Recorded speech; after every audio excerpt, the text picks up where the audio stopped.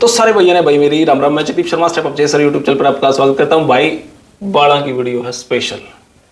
मकान नंबर 462 जींद में जाट धर्मशाला के सामने ऑफिस है, हॉस्पिटल है, ऑफिस तो क्या कहूँगा, हॉस्पिटल। आज से लगभग 1.25 महीना पहले, 1.5 महीना पहले एक वीडियो बनाई थी बाड़ा पे, एक के वीडियो बनाई थी 1.25 साल पहले लगभग, है ना। तो 1.25 साल पहले वीडियो बनाई थी और जिनके साथ वो वीडियो बनाई थी वो हमारे सामने बैठे हैं। हमारे ललित जी, नमस्कार डॉक्टर साहब। नमस्कार जी, आप कैसे भी। हमारे सुलेख डॉक्टर साहब हैं, नमस्कार जी। नमस्कार। भाई वह वीडियो बनाने के बाद हरियाणा में ऐसा माहौल होगा कि जो मतलब मजाक नहीं उड़ा रहा, वैसे बता रहा हूँ, जो कोई और काम भी करा करते, क्या कि चूर्ण भी बच्चा कर दे, वही भी बाड़ा की दवाई देने लगे थे। तो भाई इतना बड़ा माहौल बना डॉक्टर्स का, स्पेशलिस्ट हेयर। 1.5 साल पहले के, 1.25 साल पहले की बात थे। और अब आज फिर हमारे ललित जी के पास आया हूँ, हमारे सुलेख सर के पास आया हूँ। पहले हमारे डॉक्टर साहब से बात कर लूँ। इतनी बड़ी शख्सियत हैं, भ्रूण हत्या के नाम पे इन्होंने इतने छापे मारे, 33 छापे छापे मारे थे, 33 FIR। एक इलाज हुआ है PRP, बाढ़ अगर उड़ जाए तो PRP लगाया जाए, उसके इंजेक्शन लगा दे। मैंने आज देखो PRP हो कैसे रहा है, सिर के अंदर इंजेक्शन लगाए जा रहे हैं। देखो ये है एक PRP का प्रोसेस। अब हम सोचा कि ये कितना खतरनाक है और इसका कितना दर्द होता होगा। यहाँ पे डॉक्टर साहब हैं, पेशेंट है, दोनों से पूछ लेते हैं। पहली बार करवा रहे हो क्या ये? नहीं, तीसरी बार। तीसरी बार जी। अभी दर्द वर्द है? एक मिनट रुक जाओ जी, 1 मिनट। नहीं, वैसे तो पता ही नहीं चल पा रहा कि इंजेक्शन लग रहे हैं या फिर पता ही नहीं चल पा रहा जी, बिल्कुल नहीं। ओके, तो डॉक्टर साहब वैसे तो आप इंजेक्शन लगा रहे हो, दर्द नहीं है इसका कोई? नहीं, इसका कोई पेन नहीं होता इससे। वैसे तो डॉक्टर के ऊपर डिपेंड होता है हम करवा किससे रहे हैं। किसी जो भी एक्सपर्ट जो डॉक्टर होता है, जिनको PRP करनी आती है, पता होता है उनको कहाँ पे इंजेक्शन लगाना है, कब लगाना है। ऐसे तो वो कोई PRP करने लग जाता है आजकल, कोई भी इंजेक्शन उठाता है और करने लग जाता है। लेकिन हम जो PRP करते हैं, पूरी हमारा एक डर्मा चेयर का सेट है, ऊपर लाइट लगाई गई है, जिसमें हमें पता चलता है भी कौन से रूट पे हमें इंजेक्शन लगाना है और कब लगाना है। इसलिए इन पेशेंटों को पेन नहीं होता, पता भी नहीं चलता कि कोई इंजेक्शन लग भी रहा है या नहीं लग रहा है। ये जो हमारे पेशेंट, कुछ ही नहीं पता चल रहा आपको उस टाइम? जी बिल्कुल नहीं पता चल पा रहा। हम कोई भी एनेस्थेसिया यूज नहीं करते, कोई पेन किलर नहीं लगाते, भाई आपको दर्द नहीं होगा। आपको कोई इंजेक्शन लगाया हमने? नहीं, कोई इंजेक्शन नहीं लगा। अभी एक चीज सोचो आप, चित्रकूट उत्तर प्रदेश का हिस्सा है, वहां से चित्रकूट से पेशेंट दिल्ली आए, दिल्ली से जींद आए और जींद आके PRP करवा के अब उल्टे चित्रकूट जाएंगे। ओके, दर्द नहीं है तभी तो जाएंगे। दर्द नहीं है और सस्ता है, ज्यादा पैसे नहीं लेते हम, सिर्फ 2000 रुपये लेते हैं एक PRP के। और उसके अंदर अगर GFC करवानी तो 2500 रुपये लेते हैं GFC के। ना तो ज्यादा महंगा और सेफ है। ये नहीं कि कोई दिक्कत आती, कोई इन्फेक्शन होता है, ऐसा कुछ नहीं होता। PRP से कोई दिक्कत नहीं आती। चलो ठीक है सर।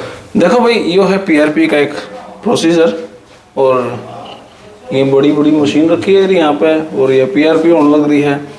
सुई बस देखने में तो कितना खतरनाक काम है, लेकिन जब हमारा भाई पेशेंट ये बता रहा है कि इसका कोई दर्द कुछ महसूस हो ही नहीं रहा और इसमें कोई एनेस्थीसिया, कोई सुनकण का इंजेक्शन में नहीं लगा रखा और इसका रिकवरी बहुत फास्ट है।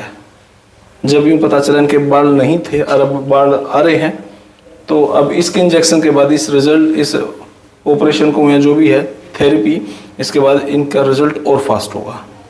तो फिलहाल ये वीडियो इतनी, थैंक यू। अच्छा डॉक्टर साहब, मेरे को ये बताओ, आप अंग्रेजी डॉक्टर थे, अंग्रेजी दवाइयों की, होम्योपैथिक में एंट्री क्यों करी?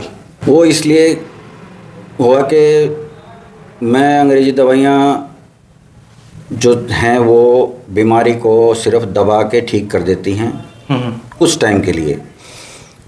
उसके बाद इंस्टेंट रिलीफ दे देती हैं। उनका दवाइयों असर खत्म होगा, हफ्ते 10 दिन महीने भर बाद आपको दिक्कत फिर से होने लग जाएगी। आप फिर वही दवाई किसी डॉक्टर के पास जाओगे या उसी डॉक्टर के पास जाओगे, फिर कह देगा जी ये कंटिन्यू कर लो आप 5 दिन के लिए या 7 दिन के लिए। पिछली बार 5 दिन खाई थी, इस बार 7 दिन खा लो।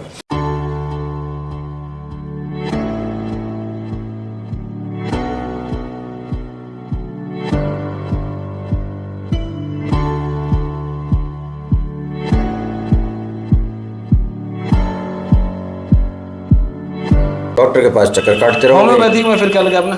मुझे ये हुआ कि होम्योपैथी ट्राई की जाए और डॉक्टर ललित का क्लिनिक में जहाँ से अपने रेजिडेंस है। नहीं किराना की दुकान से जहाँ से सामान लेता था वहाँ पे पहले डॉक्टर साहब का क्लिनिक था जी। तो मैंने देखा, मैंने बनाया सामान तो रख दिया। मैं एक बार डॉक्टर साहब से मिल आऊँ। फिर मैं डॉक्टर साहब से मिलने गया जी। मैं अपने इंट्रोडक्शन दिया, डॉक्टर साहब को बताया मैं ये कंप्लेंट से, डॉक्टर साहब क्या कुछ हो सकता है? डॉक्टर ललित ने कहा डॉक्टर साहब सर का बिल्कुल सही हो जाएगा, कोई चिंता की बात नहीं है। मैं तो भाई देखो डॉक्टर साहब ने मेरे से बोले जगदीप मेरी वीडियो बना दे, जब 1.5 साल पहले माँ जी मेरे बाल जड़े हैं, अगर इनका सोल्यूशन हो गया तो मैं वीडियो बना दूंगा। डॉक्टर साहब ने भी 15 दिन की दवाई दी थी, 5-6 दिन में मेरे बाल जड़ना बंद हो गए थे। डॉक्टर साहब सच बात है, जहां से जड़ रहे थे ना वहां से रीग्रोथ हो गई दोबारा से। मैंने तो यूं था यहीं पर रुक जाऊंगे और नहीं आ तो कोई बात नहीं, लेकिन रीग्रोथ हो गई, मेरे लिए अच्छी बात थी। और आज तक उस 1.5 साल 1.25 साल के दौरान अब तक मेरे बाल दोबारा नहीं जड़े हैं। फैसे का बार हो जाए लेकिन वो ठीक हो जाए, कोई ऐसी सीरियस बात नहीं है। तो जी इन 1.25 साल में कितने मरीज आपके दौराए? सबसे पहले तो सर के जितने भी व्यूअर्स देख रहे हैं उनको सभी को मेरा नमस्कार, राम राम। मैं सबसे पहले ये बताना चाहता हूँ, जो भी हमने बालों की जिसको भी दवाई दी है, देखो ये तो जादू तो है नहीं कि भाई 1 महीने के अंदर अंदर बाल सबके आ जाएंगे या फिर 15 दिन में सबके बाल झड़ने रुक जाएंगे। डॉक्टर साहब के रुके हैं, आपके रुके हैं, और भी काफी पेशेंट हैं जिनके बाल रुके हैं। लेकिन हर पेशेंट अलग होता है, सबकी अपनी एक शरीर की एक प्रकृति होती है, जिसको जल्दी रिलीफ भी मिल सकता है और लेट भी मिलता है। एज फैक्टर भी काम करता है, जेनेटिक्स जो डिसऑर्डर बताते हैं वो बाद की बातें मैं बताऊंगा मैं आपको। लेकिन बाल झड़ने रोकना, फिर नए बाल उगाना, फिर उसके डैंड्रफ को खत्म करना, ये एक पूरा साइकिल होता है। मैं आपको बता दूं कि 3 साइकिल होते हैं बालों के, एनाजन फेस, कैटाजन फेस और टेलोजन फेस। एनाजन फेस वो होता है जिसमें बाल उगते हैं, ठीक है, और कैटाजन फेस वो होता है जिसमें बाल टूटना शुरू होते हैं, और टेलोजन फेस में वो बिल्कुल चले जाते हैं बाल। ये पूरा साइकिल चलता रहता है। हमारे जो एयर साइकिल होता है ना वो बॉडी के अंदर चलता ही रहता है, ठीक है, जिसके अंदर हमारी लाइफस्टाइल का, हमारे खाने पीने का, हमारे न्यूट्रिशन का, ठीक है, हमारे एनवायरनमेंट का मेन रोल रहता है। तो फिर ये जड़ें टूटते हैं क्यों है ऐसा? साइकिल कहाँ टूटा है? वो साइकिल की कड़ी चैन की टूट रहा है वहाँ। देखो कई सारे कारण होते हैं। अब जैसे बाल टूटना है, एक बीमारी होती है एंड्रोजेनिक एलोपेसिया की, ठीक है, उसके अंदर रोल होता है DHT हार्मोन का, डाईहाइड्रोटेस्टोस्टेरोन। DHT मैंने बहुत सुना है। जी सर, आपने सुना होगा, आजकल यूट्यूब पे चैनल चल रहे हैं, वो बताते हैं कि हम DHT को ब्लॉक करते हैं, हम DHT को रोक देते हैं, हम ये कर देते हैं, वो कर देते हैं। लेकिन हमारे बॉडी के अंदर टेस्टोस्टेरोन हार्मोन होता है, मेल के अंदर, फीमेल में भी होता है लेकिन मेल में ज्यादा होता है, इसीलिए मेल को गंजापन की दिक्कत ज्यादा आती है एज कम्पेयर फीमेल, ठीक है। उसके अंदर टेस्टोस्टेरोन कम होता है, एस्ट्रोजन का लेवल ज्यादा होता है। हमारा जो टेस्टोस्टेरोन का लेवल बढ़ता है ना, उससे DHT बढ़ जाता है। नवंबर 2022 के बाद आज वीडियो बनाने लग रहा हूँ, 2024 मार्च, लगभग 1.25 साल होगा। तो डॉक्टर साहब इसी मशीन से मेरे बाल चेक करे थे लगभग 1.25 साल पहले। जी जगदीप जी, ये भाई उसमें दिखा। ये इसलिए होता है जगदीप जी, क्योंकि जो भी बालों से रिलेटेड कोई भी दिक्कत होती है बाहर से उसका देखने से पता चलता नहीं है। जी जी। लेकिन इसमें क्या होता है, डिटेल में सारी चीजें हमें देखने को मिल जाती है। जैसे इन डैंड्रफ की समस्या है या फिर जो बेबी हेयर्स होते हैं वो इसमें हमें आसानी से दिख जाते हैं। बाहर से तो बाहर से क्या होता है, बाहर से हमें ये पता चल जाता है भाई ठीक है ये बीमारी है, ये ठीक हो चुकी है उनकी। अब ये देखने के बाद हमें ये पता चल रहा है कि भाई कितनी बीमारी कितनी ठीक हो चुकी है। अब जैसे सीबोरिक डर्मेटाइटिस हम देख सकते हैं, ये सारी चीजें हम डिटेल में देखने लग रहे हैं इनकी पेशेंटों की। और जो ये हमारे पेशेंट हैं ये चित्रकूट से आए हैं, उत्तर प्रदेश से। चित्रकूट? जी सर, चित्रकूट से आए हैं और तीसरी बार आए हैं। अच्छा, तो अभी इनका क्या आराम लगा? सर इनके आराम इतना लगा, इनके पहले बालों में ना डैंड्रफ बहुत ज्यादा था, इनकी पपड़ी बनी पड़ी थी बिल्कुल बालों में। जब हमने फर्स्ट टाइम इनके चेक करा कैमरे से तो बहुत ज्यादा पपड़ी थी इनके सिर में। पपड़ी ठीक हो चुकी है इनकी, और यहाँ पे गंजापन की दिक्कत थी यहाँ पे, और यहाँ पे इनका एयरफॉल होने लग रहा था। लगभग 10-12 बाल, 15 बाल, 20 बाल डेली टूटते थे इनके। अब इनका एयरफॉल की जो समस्या है वो बिल्कुल ठीक है, और ना ही इनको उसकी डैंड्रफ की समस्या हुई है। अब इनको बाल आए हैं भाई आपको? जी, मतलब पहले उड़ गए थे बाल इधर से? जी जी जी, अब आगे? जी जी, अब काफी मात्रा में सही है। चलो ठीक है भाई। जो डैंड्रफ की जो समस्या थी आपकी वो कितनी खत्म हुई? वो भी सही है, वो भी काफी मात्रा में, कम से कम 85% खत्म है। 85%। चलो। वो जेनेटिक फैक्टर भी हो सकता है, वो अपना स्ट्रेस भी हो सकता है, वो अपने खाना पीना भी हो सकता है, वो न्यूट्रिशन भी हो सकता है, कोई भी कारण हो सकता है डीएचटी बढ़ने का। सबसे पहले हमें जो काम करना है ना, वो बालों को नहीं रोकना, हमने काम करना उस डीएचटी हार्मोन को ब्लॉक करना है। ठीक है, अगर डीएचटी ब्लॉक कर दिया, यानी कि जो रूट ऑफ कॉज है एंड्रोजेनिक एलोपेशिया का, वो क्या है? डीएचटी है। अगर हमने उसके रूट ऑफ कॉज पे काम किया तो बीमारी को परमानेंटली रिमूव किया जा सकता है हमारे शरीर के अंदर से। इसी प्रकार से दूसरी बीमारी है सीबोरिक डर्मेटाइटिस। सीबोरिक डर्मेटाइटिस का कोज क्या होता है? एक मिलसेजिया फरफर नाम का एक फंगस होता है, जिसकी वजह से हमारी स्किन के ऊपर है ना लेयर सी जम जाती है, पपड़ी सी जम जाती है, जिसको हम डैंड्रफ बोलते हैं। एक बार शैम्पू यूज किया, ठीक हो गया, दोबारा फिर से हो गया, एक बार शैम्पू किया, दोबारा फिर से हो गया, ठीक भी हो जाता है, दोबारा जाता है। जब तक हम उस फंगल इन्फेक्शन जो है मिलसेजिया फरफर, उसको रिमूव नहीं करेंगे तो भी बीमारी को परमानेंट ठीक नहीं किया जा सकता।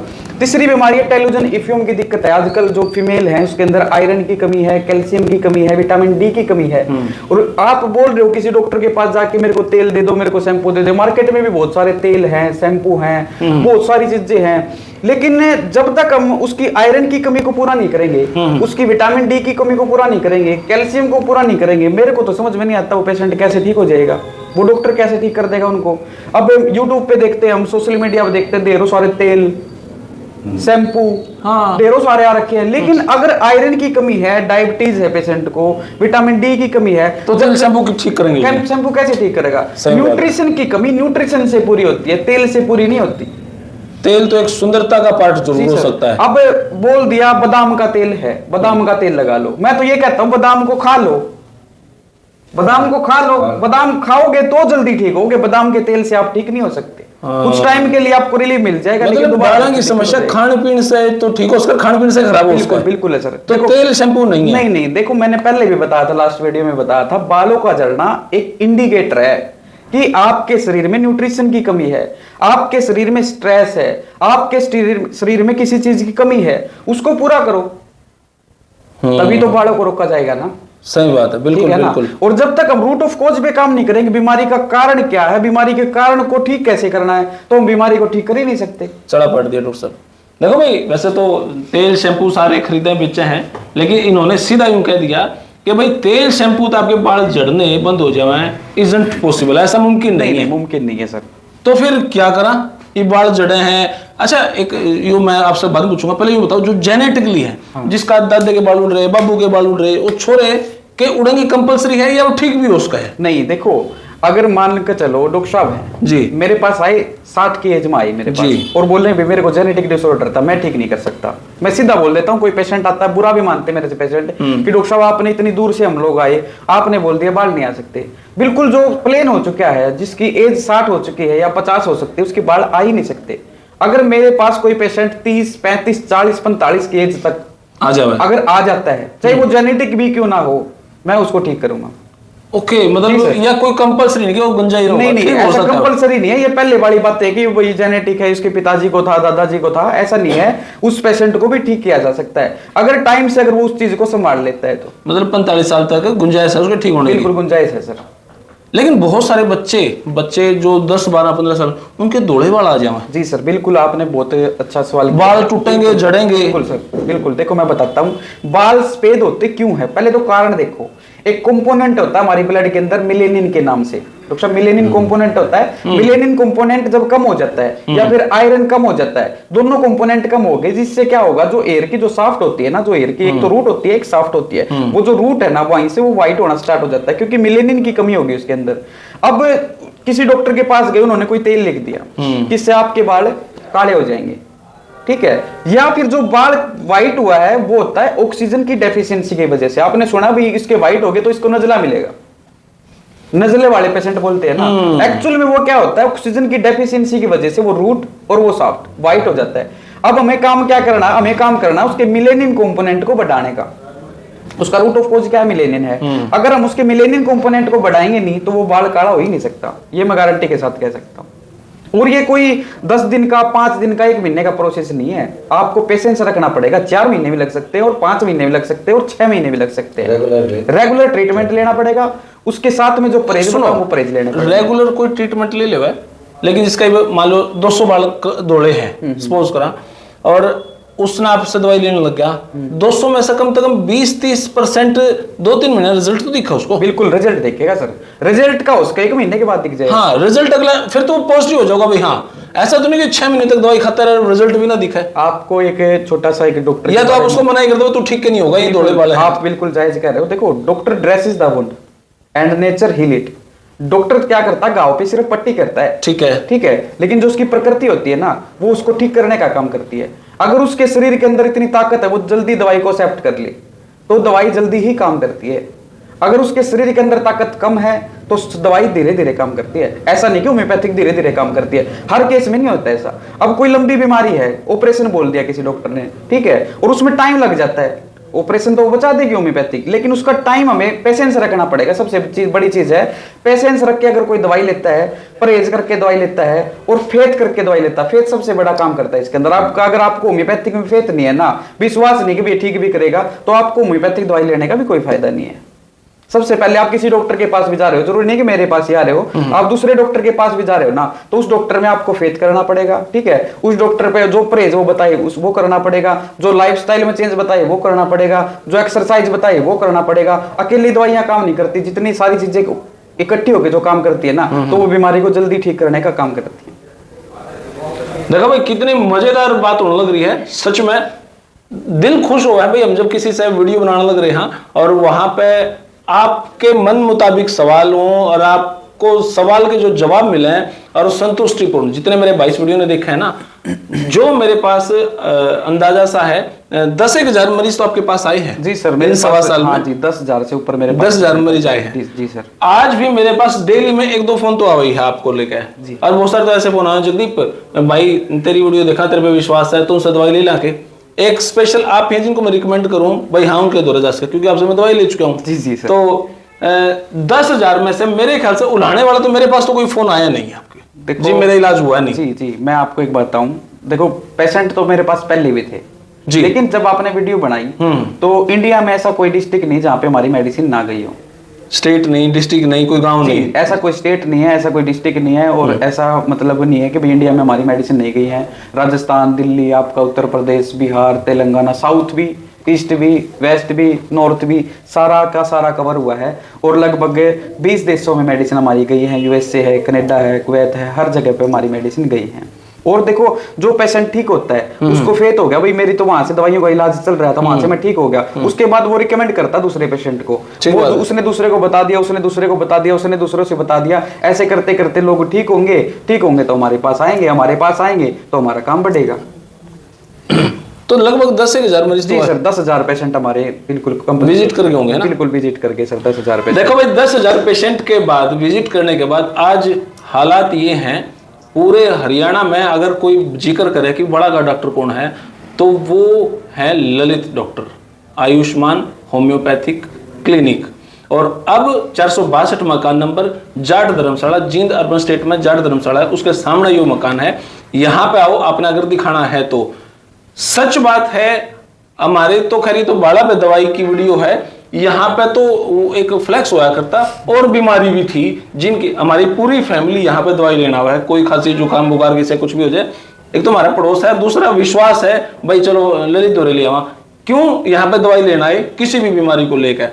तो ये एक्सप्लेन करेंगे जी आपने तो फलाने दिन यह चीज खाई होगी, हाँ जी खाई थी, या ज्यादा होगी, पहले तो उसका कारण बता दे हमारे घर क्या है जी, आपका समस्या नहीं हुई है, घर के विश्वास हो जाए भाई हाँ डॉक्टर पढ़ा लिखा तो है भाई, बीमारी हुई मेरा खाया कि वो इसने बता दिया, और फिर इलाज करना, तो घर के में विश्वास हो जाए भाई, जब इसने बीमारी का कारण भी रहा ना तो इलाज वो करे देगा। तो आज 1.25 साल से हमारी फैमिली यहाँ पे जुड़ भी रही है, और पढ़ी लिखी बात हुआ भाई, उन्हें झूठे दिलासा का काम नहीं होता। आप मेरे तक क्यों बुलवाओ कोई बात। तो सच में बाला के अलावा और किस किस की आप दवाई दो हो?